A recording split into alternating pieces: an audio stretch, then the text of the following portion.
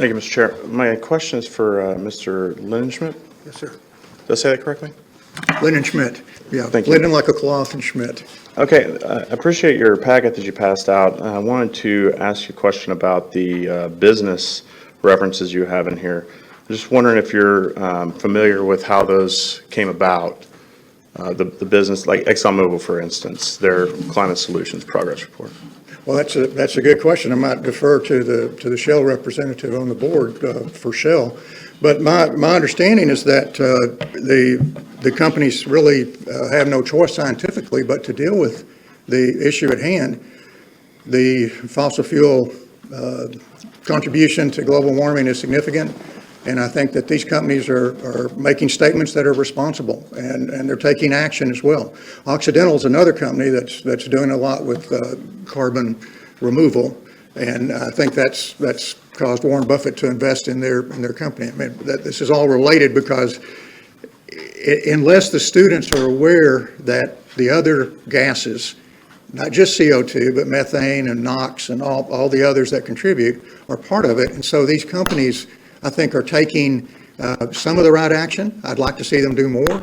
But I think that as far as the genesis of the comments themselves, my understanding is that they need to put a public face on what they're doing and try to mitigate the damage that's been done by burning fossil fuels. Thank you for your analysis there. I'm not sure we have a Shell representative on the board, but I would like to just point out what happened in the ExxonMobil case actually was political activists engaged with proxy services, ISS, who then forced change at the board level, and then on the back end, we get presented with a story that's not political. So I think it's misleading to say that this isn't political. It's 2 or 3 steps away from clear politics, but the links are pretty strong. So if I'm indicating I don't think it's political, then I've misstated.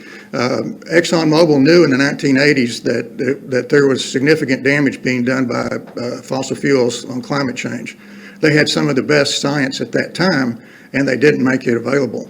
In the 1980s, conservatives, in the 1970s, 1980s, conservatives led the way in taking care of the environment. But it kind of flipped in about 1992 to 94, and that was political. And so these are responses to that. And I think the oil and gas companies in Texas, the big companies like this, are making some headway and acknowledging it. And I want to give them kudos for doing that. It's a little bit late, so much damage is done, but if we're going to talk politics, then yes, politics did impact their statement and the misleading statements that were made back in the 80s and the 90s and have continued until fairly recently.